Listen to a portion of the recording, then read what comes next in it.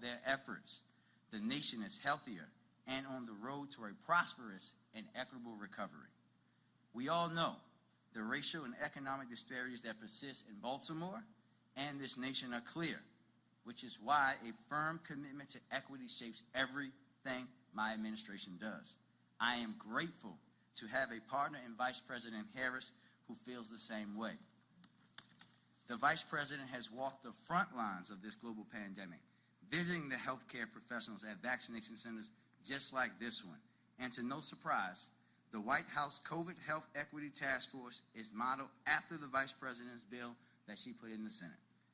Thanks to the leadership of the Biden administration, Baltimore families and small businesses navigating the ongoing challenges of this pandemic now have a lifeline as a result of the American Rescue Plan. And let me remind you all that it was the Vice President's tie-breaking vote in the Senate that actually advanced that critical legislation. If we had time this afternoon, I would personally thank the Vice President 670 million times, one for every single dollar being invested in Baltimore's future. As mayor, my administration will prioritize these funds to get Baltimoreans working again, help our businesses recover, and investing in the people and places that have been left out due to the inequitable policies of the past. While we should be proud, it will get done. Thank you for your presence here today and your ongoing leadership, Madam Vice President. Trust and believe you have a partner in the Mayor of Baltimore. Thank you.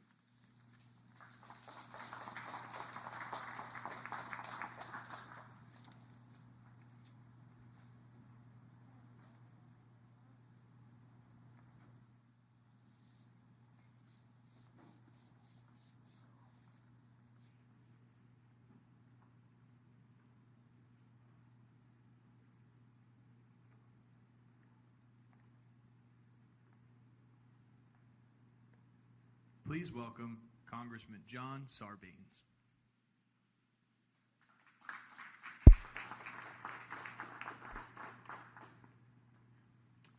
Good afternoon, everybody. It is a delight to be here. First, let me thank Mayor Scott for welcoming us to Baltimore.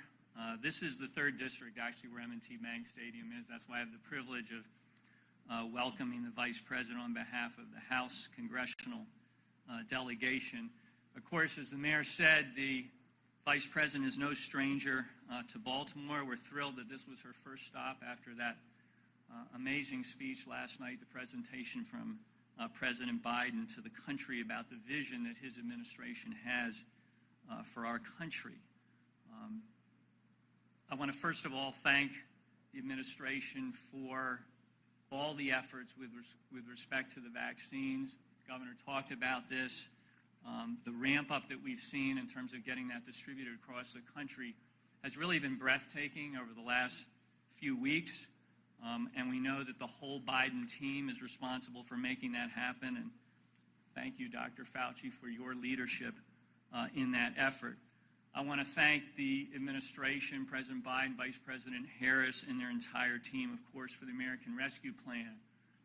The mayor alluded to this. This has made an incredible difference for our state, not just the dollars flowing in to state governments and local governments, but the support going directly to help Marylanders across our state. 2.5 million households benefiting from stimulus checks, the child tax credit lifting 52,000 children in Maryland out of poverty over time, the earned income tax credit, which is going to boost 250,000 workers in our state, unemployment extension and expansion to benefit 300,000 Marylanders who've lost their jobs, and mortgage and rental assistance, food and nutrition assistance, support for small businesses who obviously have been struggling.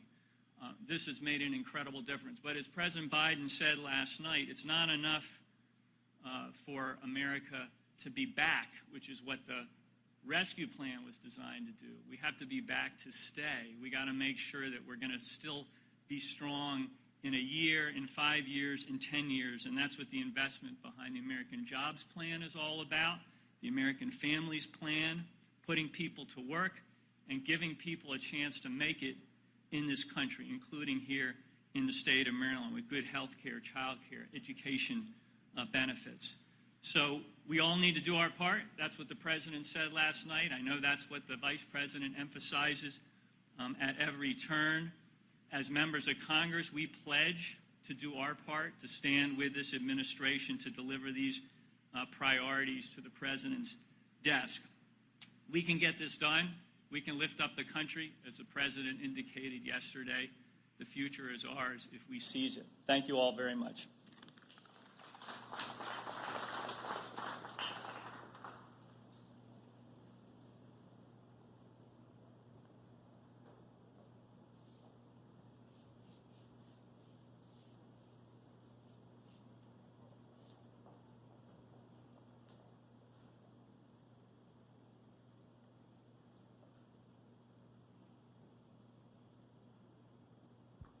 Please welcome Senator Ben Cardin.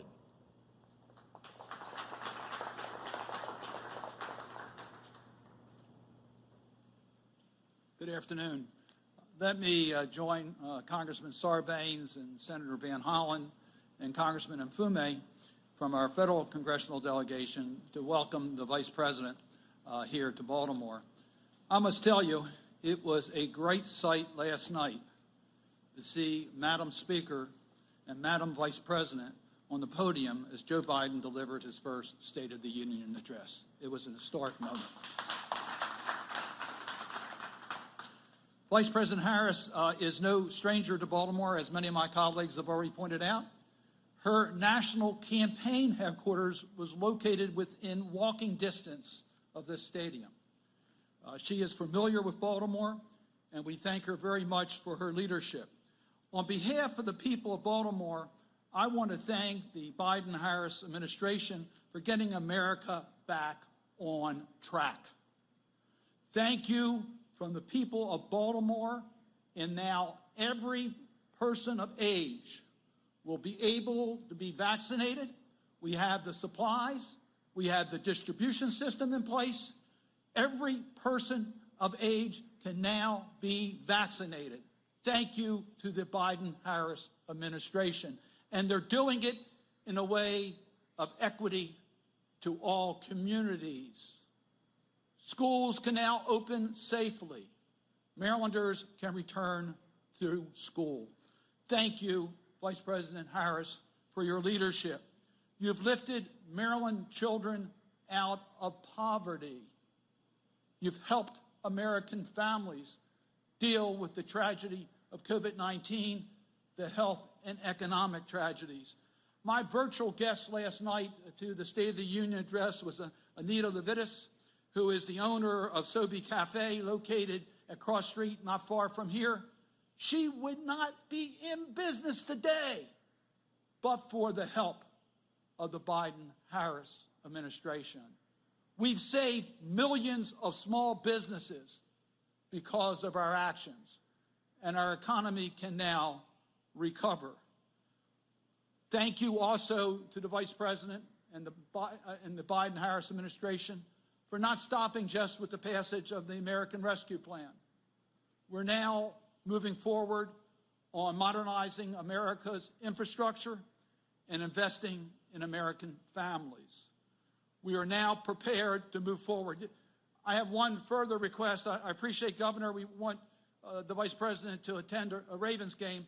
I would hope that she could get the Baltimore Orioles some more wins. Maybe we can figure out a way to do that.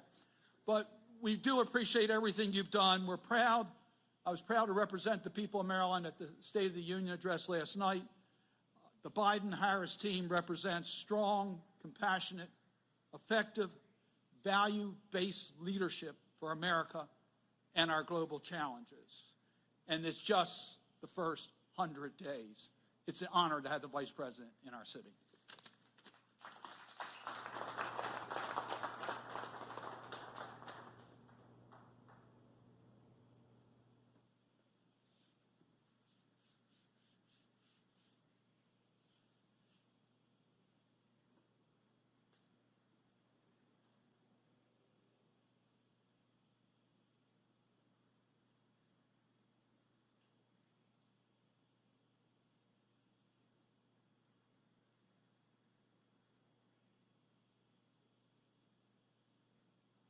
Please welcome Senator Chris Van Hollen.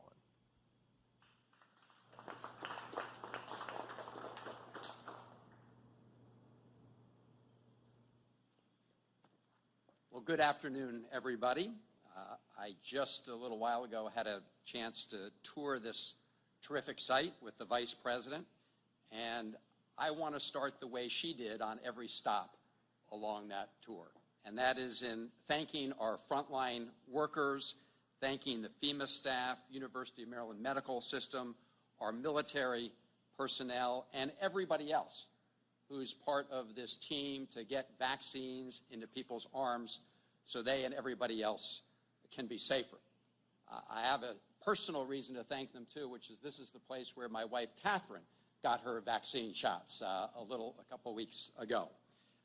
I want to say to General Cowan and the National Guard a special thanks, and also special salute, and Governor Hogan acknowledged her, to General Burkhead, who led the full U.S. National Guard deployment to the Capitol to protect our democracy after the attack on the Capitol of January 6th, and of course now here as part of this great contingent protecting Marylanders against the pandemic.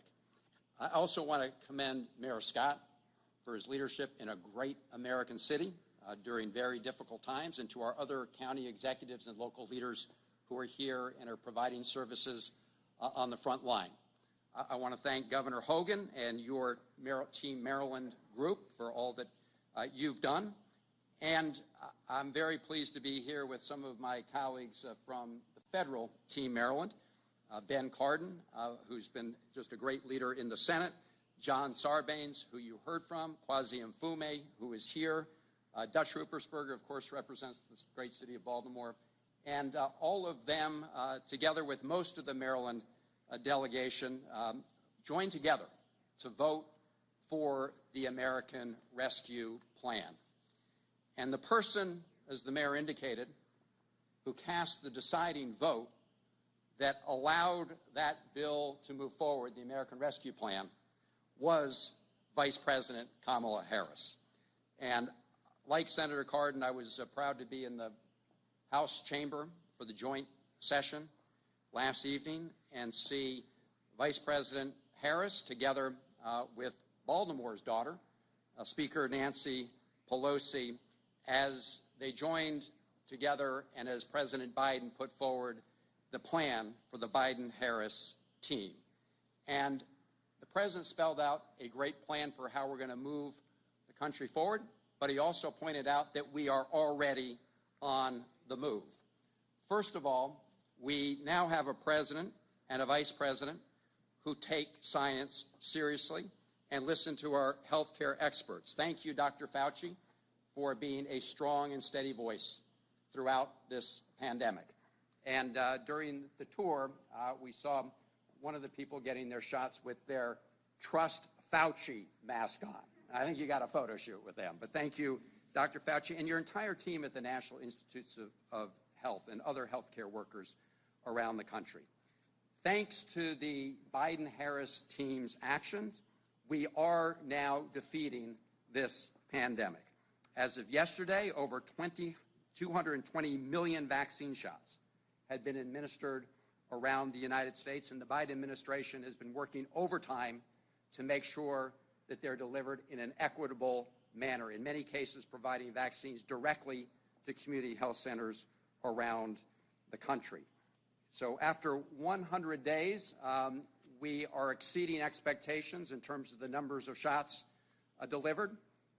And we're also seeing the economic benefits resulting from the American Rescue Plan. I will not go through the details. John Sarbanes mentioned some of the Maryland-specific proposals. But if you look at what's happening nationally and you look at the news today, in addition to the fact that we're now turning the corner on the pandemic, the figures coming in, which represents the lives of every American, show that new unemployment filings are down, and the economy is picking up steam, thanks to the 100-day leadership of the Biden-Harris team and the American Rescue Plan. So we all know we've got a lot of work still to do. And that work will have to happen at the federal level, the state level, the local level, but really the most important work is the work being done by the folks on the front lines right here. Because we can pass big laws in Congress, we can issue orders, direct executive orders from the White House, but in the end, in order to make it work, we need neighbors coming together. And so it's in that spirit that I want to introduce our next speaker in the program, somebody who is a champion for Baltimore and an inspiration to us all. And that's Miss Melissa Wesby. Melissa is a registered nurse, wife, and mother of 3 who works on Johns Hopkins Bayview Hospital, at Johns Hopkins Bayview Hospital, and who has been on the front lines caring for our fellow Marylanders who've been suffering from COVID. But Melissa hasn't just been offering medical care, she's been offering fellowship too, whether that be by helping patients Zoom call their families or just stopping and listening to their concerns. She goes to work every day to make a difference in the lives of her patients and is one of the people who has been shining a shining light during this dark hour. So I'm so pleased if you could all join me in giving a very warm welcome to someone who's a public servant in every sense, Miss Melissa Wesby.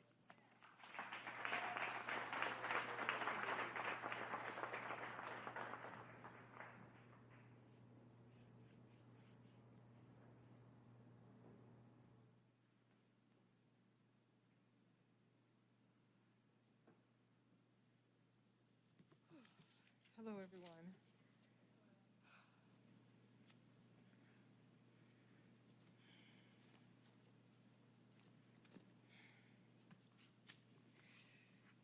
My name is Melissa Wesby, as mentioned. I'm a native of New Orleans, Louisiana. I moved to Baltimore City in 2007 with my husband of 13 years now, John Wesby. We are raising our 3 brilliant children, Olivia, age 12, Mitchell, age 10, Lydia, 8, all here in Baltimore City. The 3 of them attend Patterson Park Public Charter School near our neighborhood in Patterson Park. Last night, we watched and listened to President Biden's address as he stood in front of 2 history-making women for the very first time ever. As a parent of young kids, that moment sent a powerful message to my children and children all over the world. Much of what the president spoke of brought light to me. One of the priorities is putting cancer research in the forefront, as I am a 4-year breast cancer survivor and my mother a cancer survivor too. I am a registered nurse. I work with pulmonary and cardiac patients at Johns Hopkins Bayview. We care for patients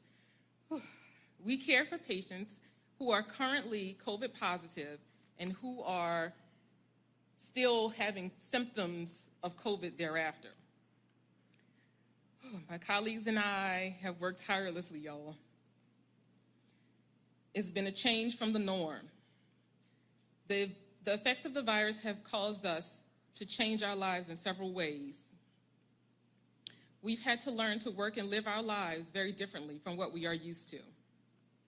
But being true to who I am and the positive person I like to be, I look to the light. And on this 100th day for our administration and focusing on progress, there is light ahead. Infection rates are trending downward. Over 200 million vaccines have been administered. Families can visit their loved ones in the family now, y'all. It's been so hard, people can't touch and feel their loved ones. And now we're able to have visitors come in and just rub feet and hands. It's so beautiful. Relief checks were given to those who needed it. New jobs and businesses have been created. Schools are reopening. And some restrictions are being relaxed per the CDC guidelines. Vice President Kamala Harris embodies the American dream. Raised by parents from different parts of the world, she has dedicated her life to public service. As a history-making vice president, she has worked closely with President Biden to deliver for working families these first 100 days. The Biden-Harris administration gives light and hope that better days are ahead. It is my honor to introduce Vice President Kamala Harris.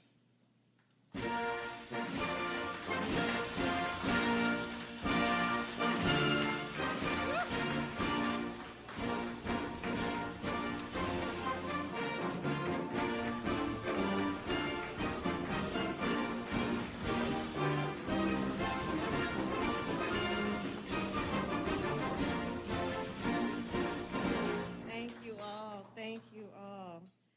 You know, as Chris Van Hollen was saying, together with the governor and Dr. Fauci, we were walking around downstairs and meeting with all the folks, our members of the National Guard, all the frontline workers. And I said, you know, I do believe in moments of crisis that they reveal the heroes walking among us, the angels walking among us. And I would say Melissa Wesby is one of those individuals. Thank you, Melissa, for that incredible introduction. If you can hear it, there you are. So to the Governor, Larry Hogan, thank you, and Team Maryland, Mayor Brandon Scott, to General Janine Burkhead, thank you for the warm welcome and for all the work you do. And it is certainly a point of personal privilege for me as the President of the Senate to acknowledge some folks that are my friends. And I worked with them both for over the 4 years I was in the Senate. And that, of course, is Senator Ben Cardin and Senator Chris Van Hollen. Senator Cardin, I will tell you, I mean, I've seen them both. I just have to tell you, Maryland, you got some real leaders on your hand in the United States Senate. They represent Maryland, but they are also national leaders. Ben, I've watched him do exceptional work for Maryland's businesses as the chair of the Senate Small Business Committee. And, of course, Chris, as a member of the Appropriations Committee, has brought critical resources to Baltimore in terms of housing, infrastructure, and water infrastructure, and so much more. So it is wonderful to be with you both. I also want to thank Congressman John Sarbanes and Congressman Kwasi Mfume, who I've known for years. Thank you both for your leadership. And it is always a wonderful day to spend time with Dr. Anthony Fauci. And thank you always, Dr. Fauci. So it is wonderful to be back in Baltimore, and especially on this, our 100th day of our administration. I would say today is a good day, Baltimore. You know, 100 days ago, just after President Joe Biden and I were sworn in, I stood in front of the Lincoln Memorial, and I talked about what I call American aspiration. American aspiration. I talked about how in America, we not only dream, we do. We not only see what has been, we see what can be. We shoot for the moon, and then we plant our flag on it. So for a minute, let's go back to where our nation was 100 days ago. About 2 out of 330 million Americans at that time were fully vaccinated. More than 10 million Americans were out of work. Schools were closed. Businesses were closed. And beyond the pandemic, our democracy was under assault. And our capital had just been attacked by insurgents. All of that was going on when the President and I took our oath of office. But as daunting as these challenges were, we were not deterred. And our nation was not deterred. We had a plan to get America back on track. We had faith that the American people, when given the opportunity, would come together and would rise to meet the moment. And you have. You have. And because you have, American aspiration has defined these first 100 days. American aspiration is how we got to more than 200 million shots in arms in less than 100 days. In fact, Just this morning, we got new data on how the economy did in the first quarter of this year, and things are looking up. America is once again on the move, and that's in big part thanks to exactly what's happening here in this stadium, which is this vaccination effort. And I thanked the National Guard earlier. I will thank you again. And Baltimore, Mayor, look at what you're doing here. People can walk right into this stadium and get vaccinated. And this is happening around the country. I have visited a local pharmacy in Southeast D.C. and a community health center right outside of Denver and a vaccine distribution site at a university in Las Vegas. I've been to a site in Chicago run by union members and another site in Jacksonville run by military members. And America, you must know the people working to administer vaccines are heroes. And so too are just like those folks we visited with downstairs. So too are the Americans who sign up for that appointment, make the time, and step up and get the shot.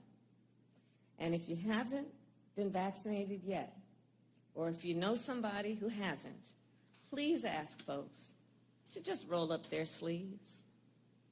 It's time for each one of us to do our part. Yes. And we have also seen American aspiration in our effort to deliver relief directly to American families. The pandemic has taken a toll on families, on their physical health, their mental health, ability to pay the bills. And the President and I, we knew that before we took office. So we developed a plan called the American Rescue Plan.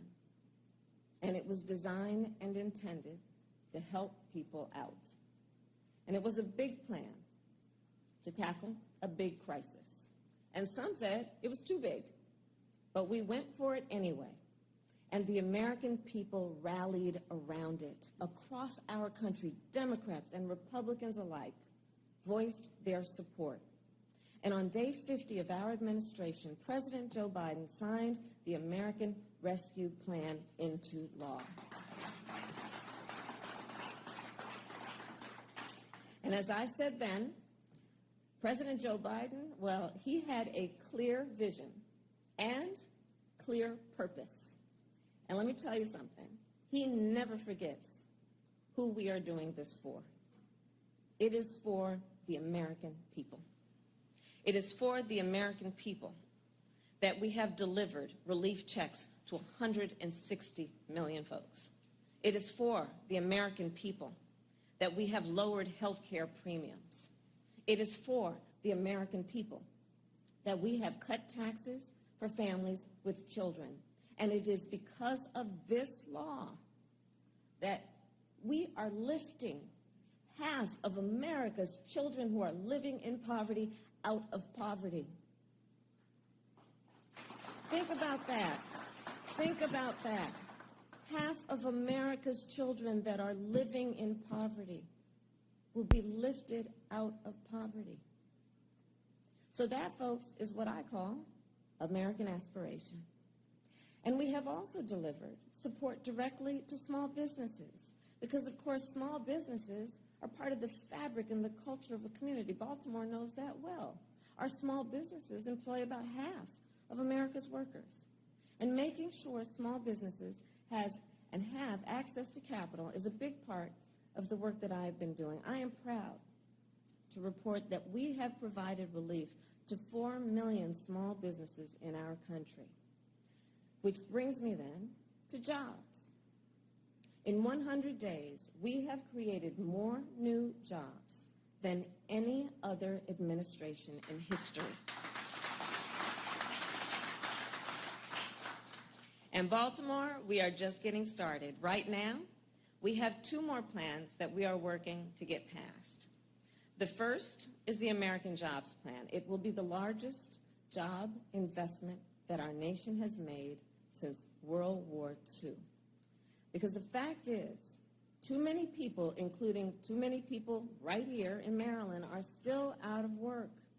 So while we have made significant progress on the jobs front, there's so much more to be done. We are going to put Americans to work, fixing the roads you drive on every day, getting rid of the lead pipes that poison our children, and expanding broadband so that every American has access to high-speed and affordable high-speed internet. In the 21st century, broadband is critical infrastructure. You know, last week I was in New Hampshire. I was visiting a site in the New Hampshire Electric Co-op. And I was there because we were remembering that in 1936, Ben Cardin and Chris, you'll probably remember Congress, and together with Congressman Sarbanes and Mfume, in 1936, the United States Congress said, you know what? We got this thing called electricity, but there are folks that are being left out. And that's not going to be right because they will be left behind. So in 1936, there was the Rural Electrification Plan. And on that basis, our federal government invested to make sure all Americans had access to electricity. Well, fast forward to the year of our Lord, 2021. We got this thing called broadband. We have this thing called the internet. And let's think about it. Over the past year alone, which really highlighted the importance of it, a lot of people, the only way they could work, if they had the ability, was to work online. Our children had to go to school online. Seniors and others, the way they could see their doctor, telemedicine, online. Small businesses, how are they going to connect with their customers? How are they going to move their product? Online. How did so many of us connect with our families? Folks, otherwise we might see at a family reunion or a holiday or a birthday. Online. If we had access and if it was affordable. So too many people, either in this period of time, it has been highlighted, don't have internet access or cannot afford a broadband bill. And let's be clear, when we connect Americans to affordable and accessible broadband, we are connecting our children to education. We are connecting our seniors to telemedicine. We are connecting families to each other. And we connect Americans to economic opportunity. And at the same time, we build up our broadband infrastructure such that we create good jobs, good union jobs. And as I have said it before, I will say it again, the best path to a good job is through a strong union. So the American Jobs Plan,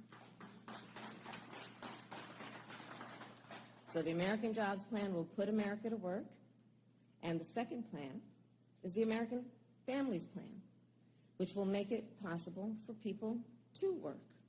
So what am I talking about? Well, the president, in his speech last night, he talked about this plan that will establish universal pre-K and lower the cost of childcare, making childcare affordable and accessible, which has been a priority for so many of us. Just think, nearly 2 million women have been forced out of the workforce in just the last year. And a lack of childcare is often the reason why. You know, I'll tell you my personal story on this. You know, when my mother, who raised my sister and me, Dr. Fauci knows this, I'm very proud to say that my mother used to go to this place, Governor, when we were young, Mommy was going always to this place called Bethesda. She was going to Bethesda, I learned later, because a place called NIH is in Bethesda. Because, you see, my mother was a breast cancer researcher. And she had 2 goals in her life, to raise her 2 daughters and breast cancer. And so she used to go out to NIH to help do some of the work that happens there. And so when my mother, though, on a daily basis was at work every day, long hours, she worked on weekends. And when she was at work, and it was after school, often my sister and I we would walk 2 houses down to the home of Mrs. Regina Shelton, who was a second mother to us, and she was a lifeline for our mother. And here's the thing I know. She would talk on a daily basis about how, but for Miss Shelton, she could not have done the work that she did. Every working mother needs that support. Every working parent needs that support.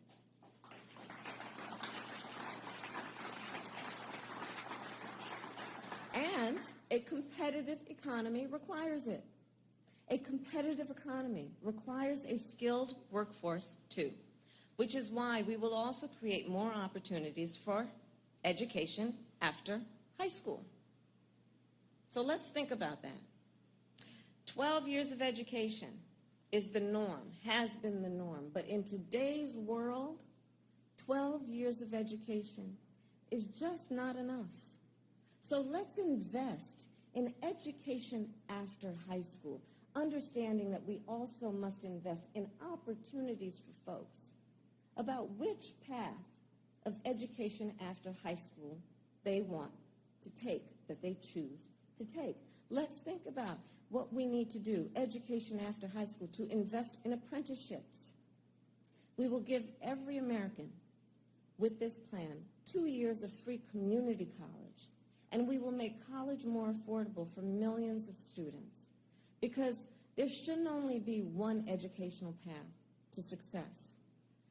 The American Jobs Plan, the American Families Plan, this is what Americans deserve. And this is what our future depends on. And we must also be clear-eyed. These last 100 days haven't only been defined by progress. There have been too many days when we woke up to news of another mass shooting, another black or brown person shot by the police, another act of hate against Asian Americans, another law designed to make it harder for people to vote. These are reminders that we still have so much more work to do in the fight for reasonable gun laws, in the fight for racial justice, the fight for voting rights. And some days I know it feels exhausting, but we cannot give up. And we will not give up, because here is the truth. American aspiration is about the courage to see beyond crisis and to build beyond crisis. It is about our endurance. It is about our perseverance. It is about our ability to keep pushing forward. American aspiration is what drove our nation to build the railroad from coast to coast in the middle of the Civil War. It is what drove our nation to bring electricity to every household in the middle of the Great Depression. It is what drove our nation to race to the moon in the middle of the arms race. American aspiration is what will continue to drive all of us to keep reaching high, even when we know it may be difficult, especially when it is difficult. So I want to end with one more story. So about a month ago, I met this little girl. Her name is Gala, and she's 5 years old. And so I walk into the classroom, and she's there. This little one, I mean, she is really something. Okay, so I walk into the room, and she introduced me to everybody in the classroom, knew everyone, 5 years old. And immediately came glued to my side the whole time I was in the classroom, introduced me to everyone in the classroom by name, including her teachers. She's just self-appointed to do this, by the way. It was not the plan. And at one moment, I went down I kneeled to speak to her, and I said to her, I said, Galia, you can be anything you want to be. And this little one looked at me in my eyes, and do you know what she said? I want to be everything. I want to be everything, right? So that is the spirit of American aspiration. That is the spirit which at that moment was wrapped up in the little body of a 5-year-old. And moving forward, that is the spirit we must summon. So thank you, Baltimore. Thank you, Maryland, for making these 100 days what they have been, as so many of you have spoken and said, where we see light at the end of the tunnel. Thank you for marking these 100 days with the President and with me. And please know that the President and I are grateful for your trust, and we will never, ever take it for granted. May God bless you, and may God bless America. Thank you. Thank you.